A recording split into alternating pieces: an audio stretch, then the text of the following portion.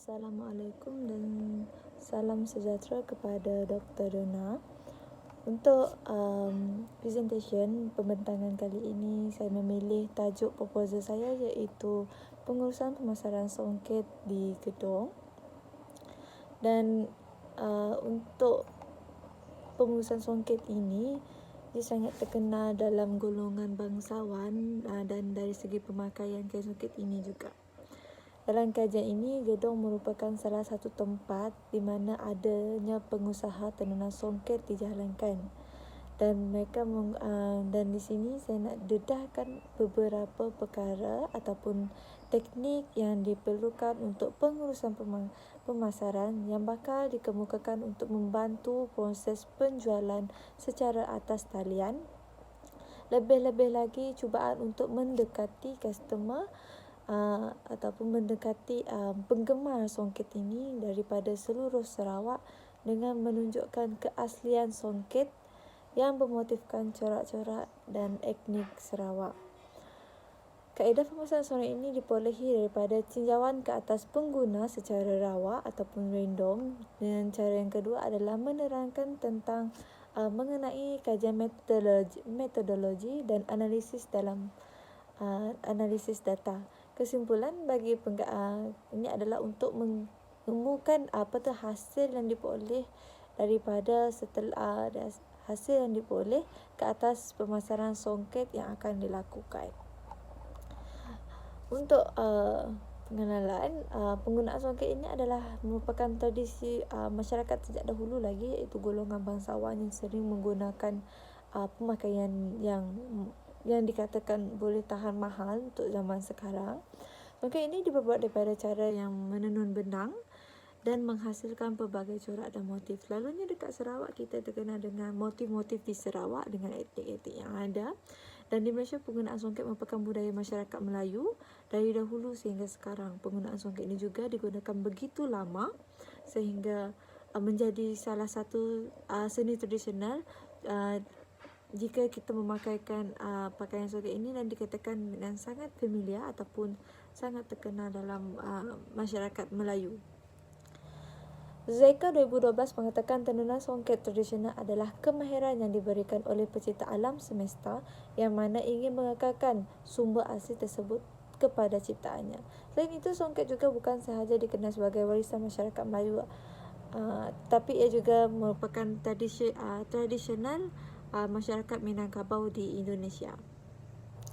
Menurut Taylor 2014, kebudayaan adalah satu keseluruhan yang kompleks yang meliputi kesenian, keilmuan, pengetahuan, adat istiadat, moral, hukum dan kemampuan lain sejajar dengan istilah tradisi dalam masyarakat ini.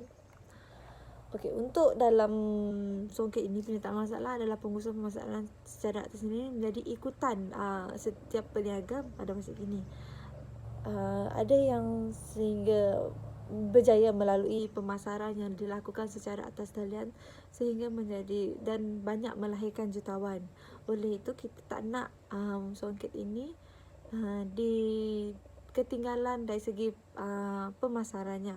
Jadi kita nak pemasaran songket ini dibawa ke atas, ke arah yang lebih tinggi supaya seni tradisional kita ini kekal menjadi satu warisan ataupun budaya yang ada di Malaysia. Jadi kita nak songket ni akan sentiasa mendapat sambutan daripada semua pihak, tidak kisah pihak itu daripada golongan mana sekalipun.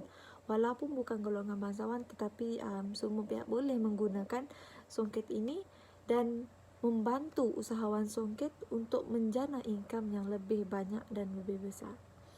Tujuan ini adalah untuk penggunaan medium aplikasi yang boleh digunakan oleh pengamal songket secara mudah, dan mereka perlu mengeluarkan modal untuk membantu mereka mencapai target sasaran. Dan yang ketiga, mengenal pasti pengguna yang sering menggunakan platform aplikasi untuk urusan berjual beli. Dari segi penyelidikan soalan, terbahagi kepada 3 aplikasi yang sesuai digunakan berjual beli secara atas talian yang mudah untuk diakses oleh semua pihak.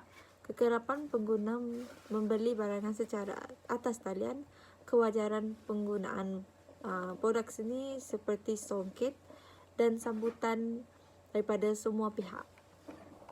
Kaedah pemasaran songket ini merupakan beberapa kaedah yang digunakan dan kebesaran sosial media terhadap organisasi songket. Dan kaedah kajian yang digunakan adalah membentuk penyelidikan kuantitatif yang lebih besar untuk mendapatkan maklumat yang lebih terperinci, yang lebih kepada yang berrelatif ataupun.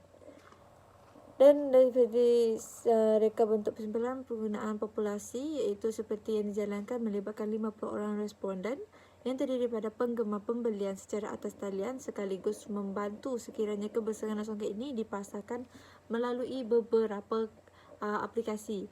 Aplikasi yang sering digunakan pengusaha untuk kemungkinan besar untuk membantu pengamal songket ini untuk menggunakan medium tersebut ataupun aplikasi tersebut.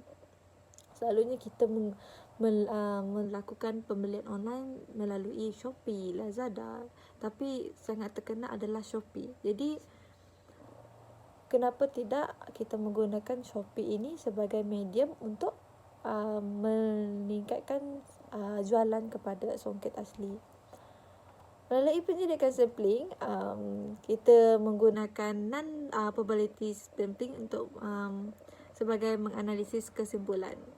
Dan teknik pengumpulan data menggunakan beberapa teknik, iaitu teknik pemantauan atas talian dan pemantauan dan rekaan melalui soal sidik yang dibahagikan pada 3 bahagian soalan, dan kaedah ini akan mencari kekerapan penggunaan di mana mereka mendapat di mana kita menganalisis daripada 50 orang responden tadi di dalam bahagian B dan C. Ketiga-tiga bahagian, ketiga-tiga bahagian iaitu bahagian A, B dan C. Okey, itu sahaja yang saya dapat ringkaskan mengenai proposal kali ini, iaitu saya berharap agar jangkaan hasil ini diperoleh untuk membantu keputusan penyelidikan dijalankan. Proyek ini dijangka seperti berikut dapat menganalisis hubungan antara pengguna sosial media dengan keberkesanan pemasaran songket. Dan yang kedua, mengeluarkan aplikasi yang sedia ada untuk membantu ataupun menjalankan pemasaran ke peringkat yang lebih tinggi. Dan dari segi kerjasama antara komuniti ataupun sosial berdasarkan dunia pemasaran perniagaan secara tradisional, tanpa kita sedari yang platform yang ada ini dapat membantu meningkatkan pemasaran yang ada untuk membantu songket kita ini berada di peringkat antarabangsa. Kita memang sedia maklum yang songket ini memang dah terkenal, tapi kita nak songket ini dibeli oleh masyarakat kita sendiri. At least sekurang-kurangnya kita ada macam seorang individu memiliki satu songket. Sekiranya macam itulah. Dan kerjasama antara pengamal songket itu membantu untuk mencapai keberkesanan pemasaran dunia perniagaan atas talian. Itu sahaja daripada saya. Terima kasih.